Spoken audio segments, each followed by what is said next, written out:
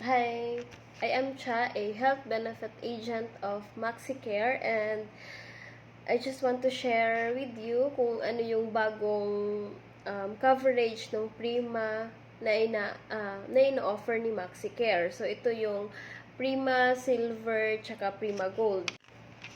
So, yan po yung bagong Prima card ni MaxiCare. Yung Prima Silver tsaka Prima Gold. So, kung mapapansin nyo po, medyo tumaas po talaga yung presyo niya kumpara doon sa old Prima. It's because meron talagang dinagdag si MaxiCare na mga additional coverage or additional na mga laboratories na po pwedeng magamit. Una po dyan is yung Prima Silver. Ito ay 8,888. Meron siyang kasamang unlimited availment up to 200 lab tests and diagnostic in primary care center. Meron din siyang unlimited outpatient consultation kasama ng mga doctor like cardiologist, endocrinologist, OB-GYN, pediatrician, ENT doctors, medical dermatologist, ophthalmologist, general surgeon, internal medicine, general practitioner, and family medicine. So, yun po yung mga doctors na available sa primary care center. Tapos, Monday to Sunday, open din sila. Tapos, early in the morning up to some other primary care center is 24/7. And then the other is like 6 a.m. to 10 p.m. And then also, access to MaxiCare 24/7 teleconsultation.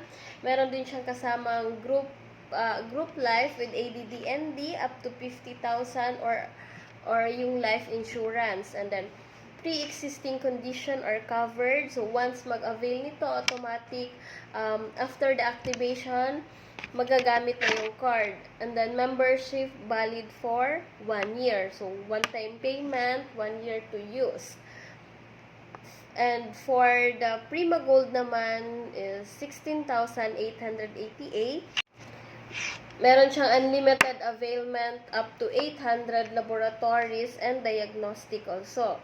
Available in primary care center. And then, meron din siyang kasamang unlimited consultation, annual ER coverage up to 20,000. So, consumable yung 20,000. Emergency cases doon sa hospital. And then, also same with the Silver, meron siyang access to MaxiCare 24/7 telecommunication. Group life ADD 50,000. Pre-existing condition also are covered, and then membership still same with Prima Silver, valid up to 1 year, one-time payment also.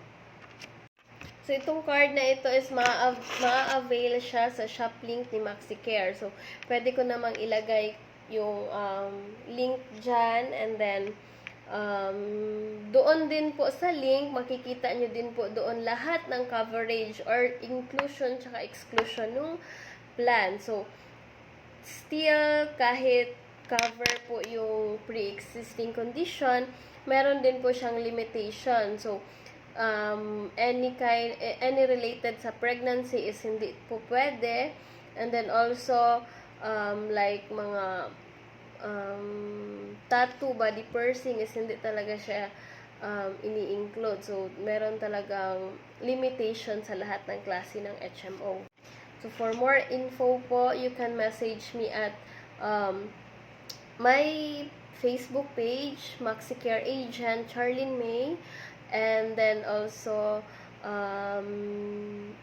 you can contact me at my cell phone number, and then ilalagay ko na lang po doon sa comment. Thank you!